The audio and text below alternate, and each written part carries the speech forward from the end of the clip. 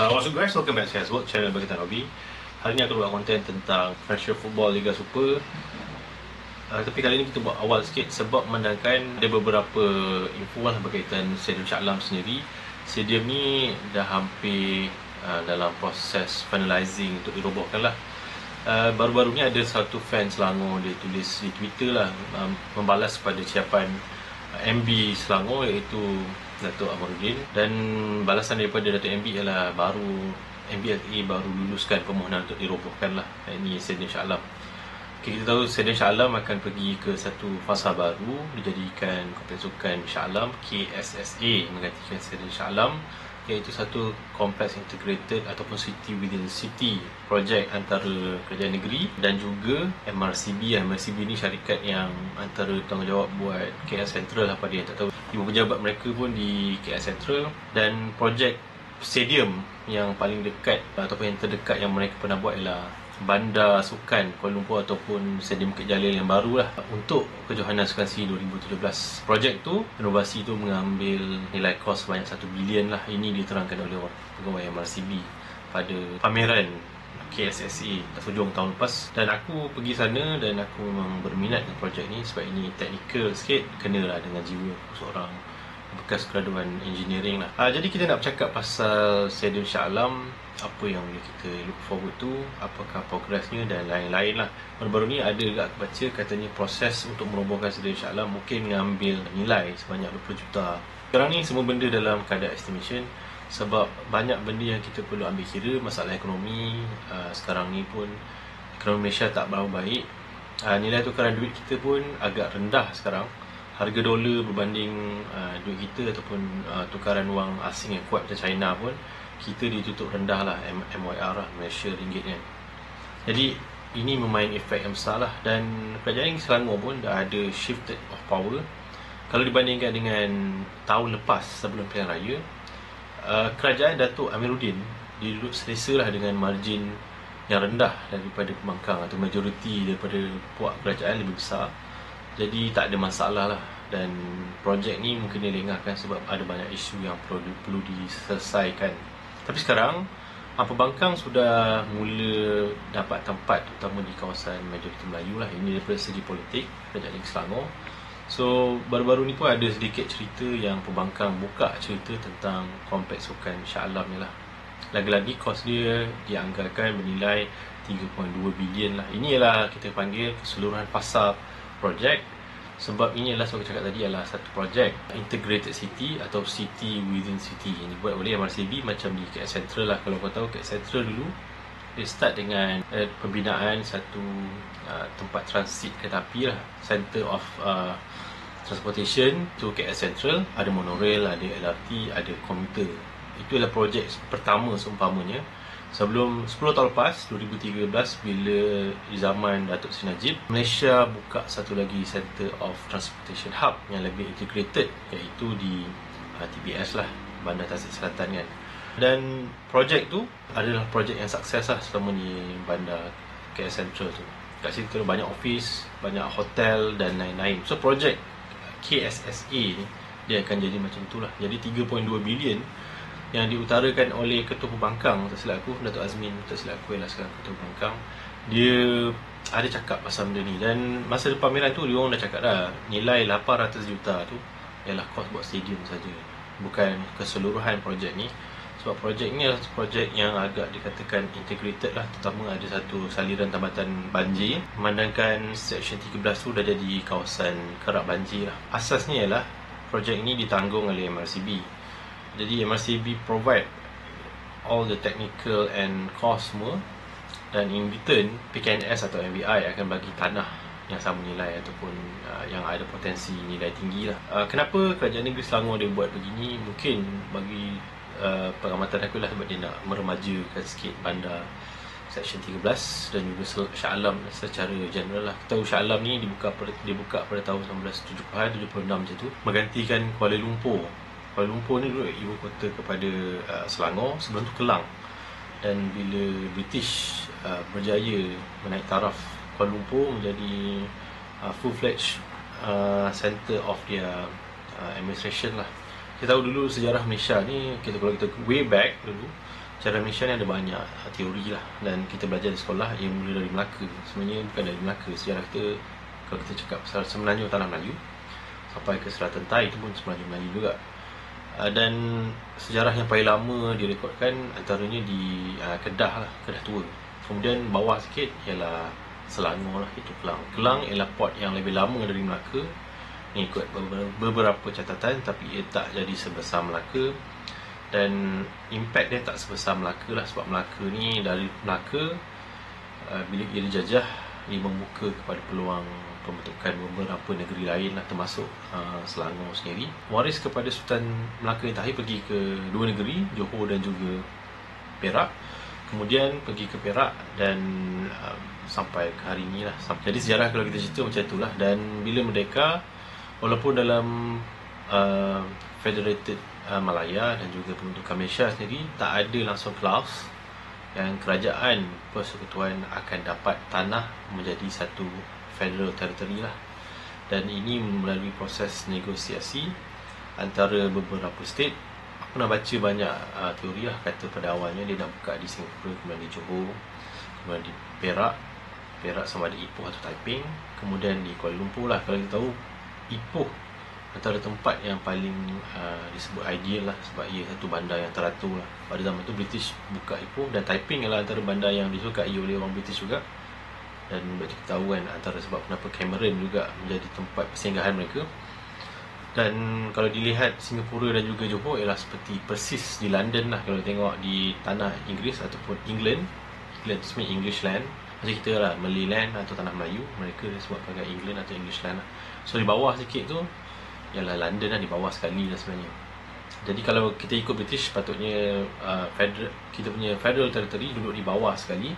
Tapi bila merdeka, tak ada langsung perjanjian dipersetujui oleh kebanyakan, oleh Majlis Raja-Raja nak menyerahkan wilayah sebagai federal territory, sampai ke banyak siri negosiasi antara kerajaan negeri dan kerajaan federal lah. Okay, disclaimer awal untuk konten seri Shah Alam dan Selangor ni, aku tak nak sebut langsung pasal JDT, sebab macam aku cakap dalam video-video yang lepas, aku dah tak nak buat macam rivalry issue about these two state and these two football club lah. Dan kalau aku sebut Johor, ialah Johor FA ataupun club Johor Corp dulu, iaitu Johor FC lah. Reason utama aku nak menceritakan sedikit kronologi Stadium Shah Alam dan kenapa ia penting dalam sejarah bola sepak kita lah, ataupun sebab aku nak cakap pasal stadium ni. Dan sejarah bola sepak Selangor ni, dia ada banyak stadium yang digunakan. Kalau kita tengok di Klang Valley pun ada banyak stadium. Kenapa aku kena kaitkan dengan penubuhan Malaya, Kuala Lumpur dan lain-lain, supaya kita faham lah. Kalau kita pergi ke Kuala Lumpur, kita akan nampak stadium Merdeka lah. Stadium Merdeka ni adalah antara tanda kemerdekaan dan sekarang menjadi stadium warisan. Sekarang dalam renovasi sikit sebab PNB tengah buat menara dia, menara 118 Merdeka, sebelum sebelah Merdeka. Dan dulu sebelum ada kompleks yang lebih canggih, sekarang di Bukit Jalil lah, dan sebelum tu di Stadium Shah Alam, Stadium Negara duduk di area Stadium Merdeka ni, atau tapak kepada PNB 118 ni, menara yang tertinggi, yang kedua tertinggi di dunia ni. Dan ada banyak stadium tu, termasuk Stadium Mabah, Stadium Basketball, Stadium Negara, stadium tertutup. Kemudian ada sekolah sukan, bangunan OIC, dan banyak sekolah Cina yang oriented untuk sukan lah. Dan situ memang kawasan yang kita terkenal, kalau itu KL yang lebih lama atau yang tak dibangunkan sangat, itulah antara kawasan yang selesa untuk kau bergerak, berjalan kaki sampai ke Petaling Street sana lah. Dan kalau nak sebut Selangor ni, zaman keemasan dia orang bukan di Stadium Shah Alam sebenarnya, tapi sebenarnya dah di Stadium Merdeka. Dan kenapa orang sekarang confuse kenapa Selangor main di KL dan bukan main di Shah Alam dan lain-lain. Sebab itu kaitkan dengan zaman dulu. Sebelum Merdeka dulu, Kuala Lumpur ialah state of Selangor lah, ialah district of Selangor lah. Dan ini menjadi tempat yang penting bila British nampak potensi besar duduk di tengah-tengah, dan kawasan perantara lah, ataupun the linking line antara prospek ekonomi British lah. Aku nak baca satu artikel dari FB Patriot Studio berkaitan dengan perjanjian federal dan juga Selangor. Berapa sebenarnya papasan Selangor dapat lepas Kuala Lumpur diserahkan kepada Kerajaan Persekutuan? Setiap 1 Februari, Kuala Lumpur akan diraikan Hari Wilayah serentak dengan Labuan dan Putrajaya. Tapi Hari Wilayah ini sempena apa? Ia bersempena penyerahan Kuala Lumpur yang dahulunya milik Kerajaan Selangor kepada Kerajaan Persekutuan Malaysia. 1 Februari 1974, Sultan Selangor ke-8 iaitu almarhum Sultan Salahuddin Abdul Aziz Shah Al-Haj berkenan menyerahkan kawasan Kuala Lumpur yang selama ini menjadi ibu negeri bagi negeri Selangor kepada Kerajaan Persekutuan untuk dijadikan sebagai pusat pentadbiran dan ibu negeri terbaru bagi Malaysia. Perbincangan akhirnya capai apabila Sultan Selangor sedia betul ansur susulan draft terakhir Perjanjian Kuala Lumpur 1974. Keputusan yang dibuat almarhum Baginda berdasarkan faktor Malaysia kena ada sebuah ibu negara yang strategik yang lengkap dengan infrastruktur. Kuala Lumpur memenuhi kriteria yang diperlukan untuk jadi sebuah ibu negara.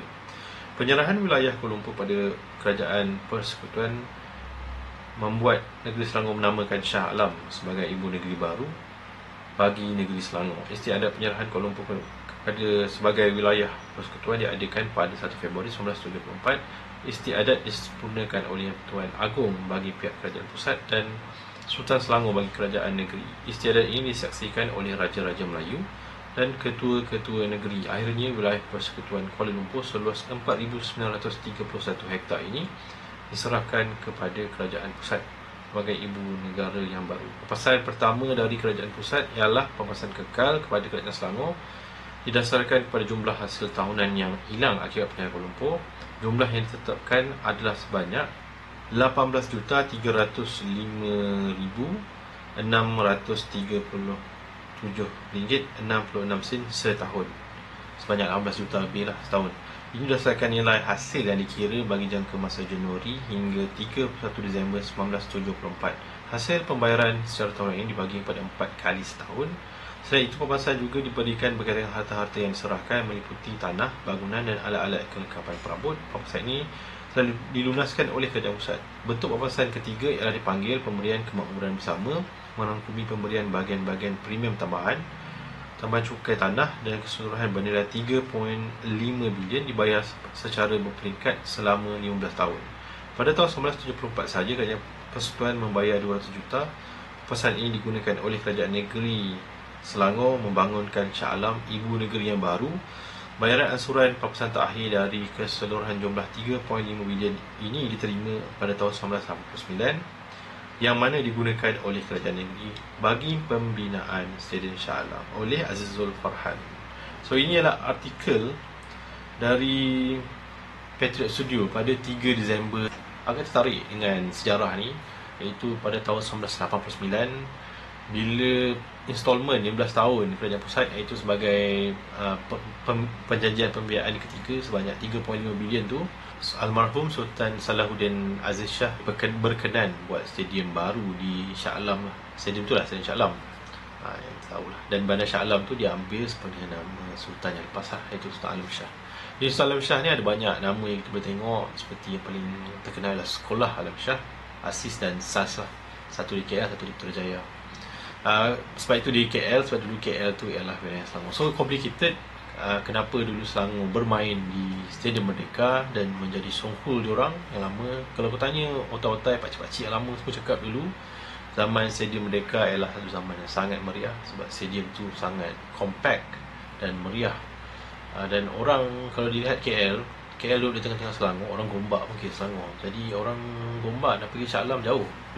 Duduk di center of, boleh katakan, Selangor juga, sebab KL dalam tengah-tengah Selangor. Ramai yang boleh pergi dan memang merasai lah kegamatan zaman era Muhtadari lah. Pada tahun 1994 Selangor pindah ke stadium baru lah, 93 siap, dan 94 orang mula duduk di stadium yang baru lah, Stadium Shah Alam. Kalau kita lihat, almarhum Sultan Salahuddin Aziz Shah ialah seorang sultan yang kata berjiwa besar lah, banyak melepaskan wilayah-wilayah Selangor kepada federal lah. Sebab dalam perjanjian asal pembentukan Malaysia ataupun even pembentukan Malaya sendiri, kita tahu Malaya itu adalah Federated Malaya lepas Malayan Union. Bila orang bangkit dan marah, tak mahu Jusoli tu diperkenalkan, katanya pada semua pendatang.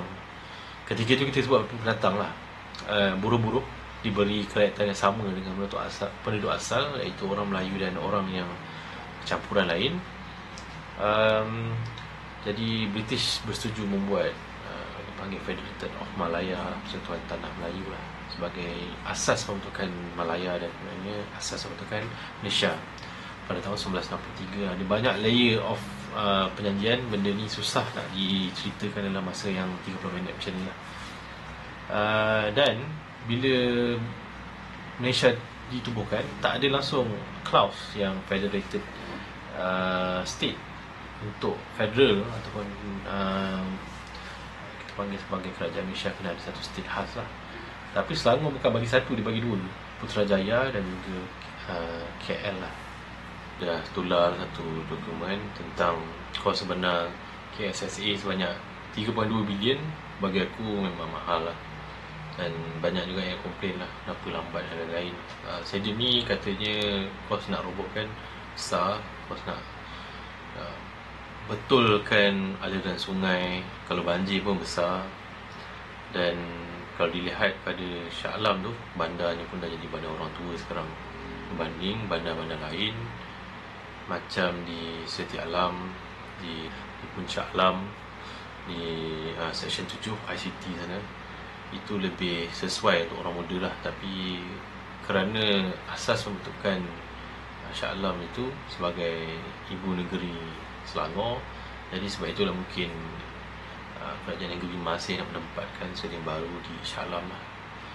Aku dah banyak kali buat video pasal ni. Aku rasa kalau stadium Shah Alam tu dibuat tempat lain, mungkin mendapat lebih banyak crowd dari orang-orang baru, orang muda lah terutamanya.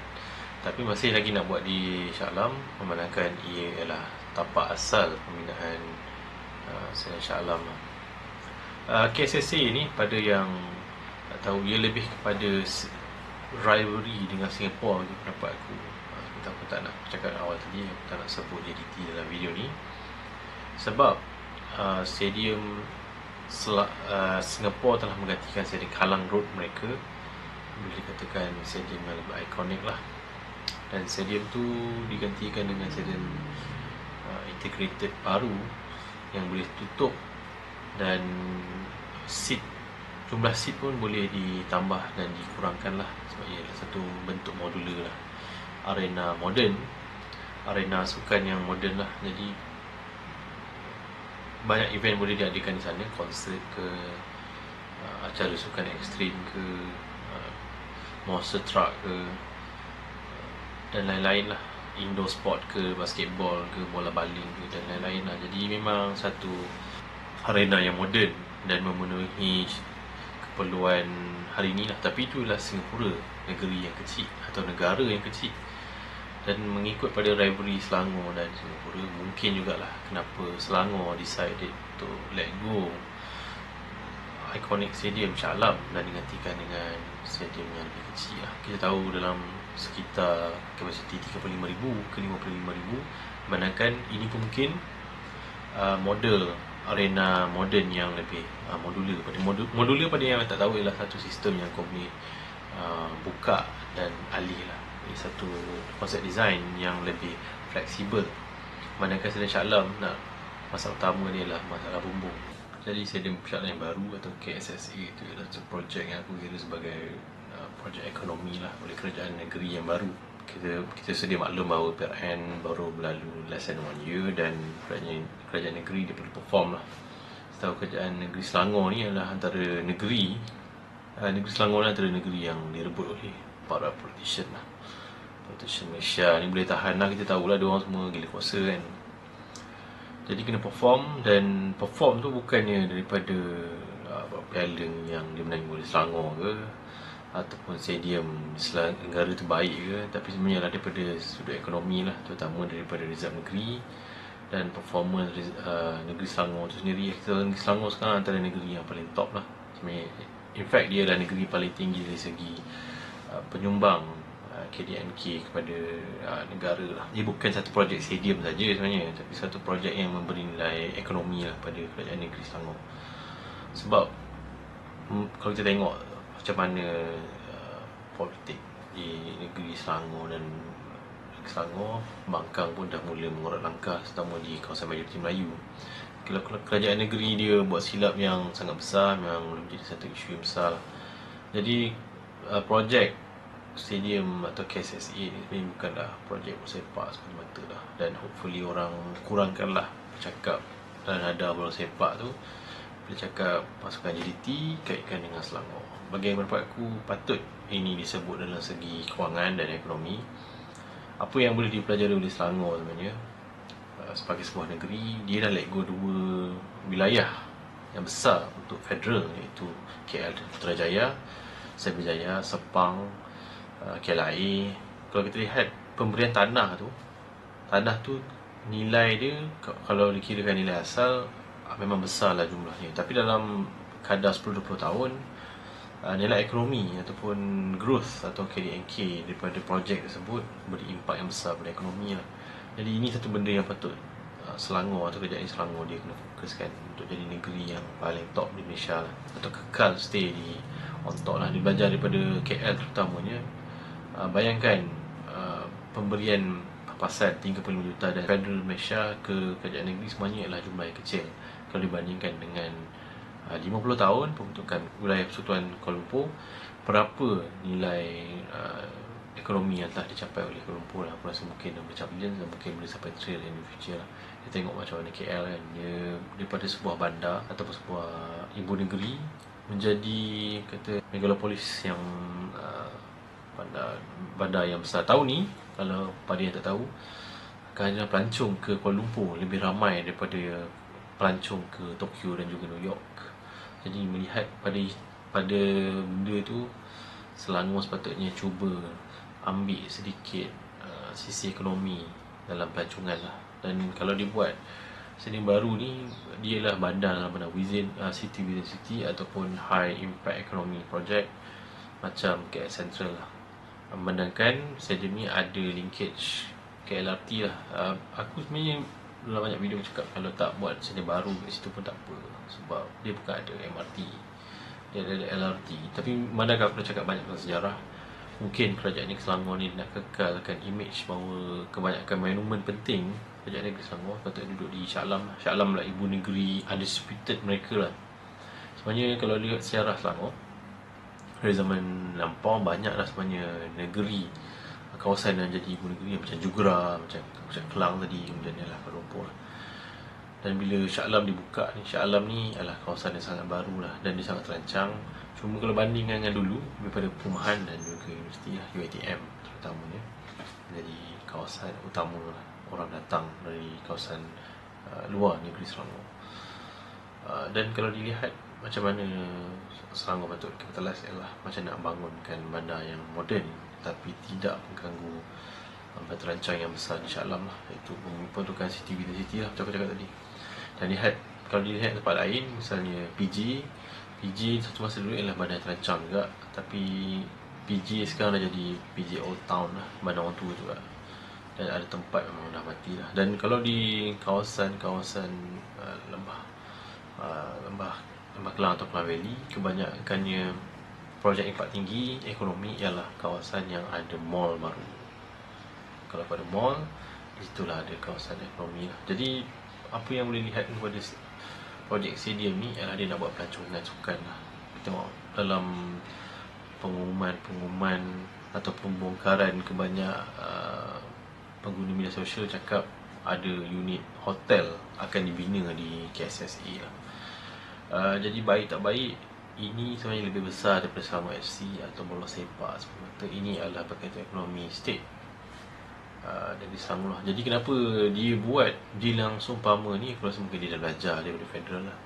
Federal bayar duit sebanyak ni untuk dapat KL dan kemudian Putrajaya, tapi dalam masa 10-20 tahun, KL 50 tahun, nilai papasan yang diberikan pada tahun tu sebenarnya sangat kecil lah. Memandangkan ekonomi growth ataupun development, pembangunan ekonomi pesatnya kawasan tersebut lah. Tapi untuk sukan ni, kalau nak cakap nak jadikan arena sukan semata-mata, memang satu agak suka lagi suka bola sepak kan. Tapi aku cakap sebelum ni, dalam episod berapa dah aku buat Financial Football Liga Super ni, bola sepak hari ni ialah satu sukan yang margin rendah sebenarnya. Lagi-lagi liga kita bukan membayar boleh broadcasting yang tinggi.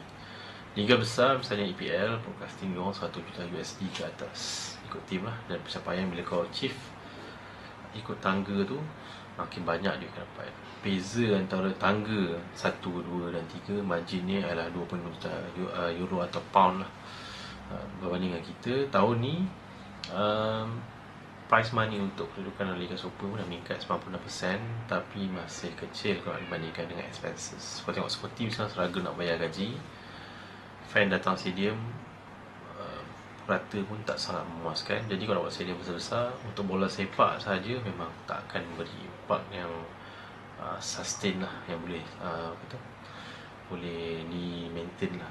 Jadi memang perlu ada projek macam ni, dan video aku ni berbeza dengan video orang lain yang cakap pasal bola sepak, pasal kebanggaan negeri semata-mata. Sebenarnya ekonomi ialah isu yang patut ditekankan lah, dan aku tak tahu apakah plan penerangan oleh MB ataupun pejabat MBI ataupun pemaju PKNS dan juga pelaksana projek itu MRCB nak terangkan macam mana forecast projek ni lah. Aku rasa ni projek impak ekonomi tinggi lah. So that's it guys, jangan lupa untuk like, comment, share. Masih nak grow channel ni, like, comment, subscribe to this channel. Hope to see you guys in the next one. Peace.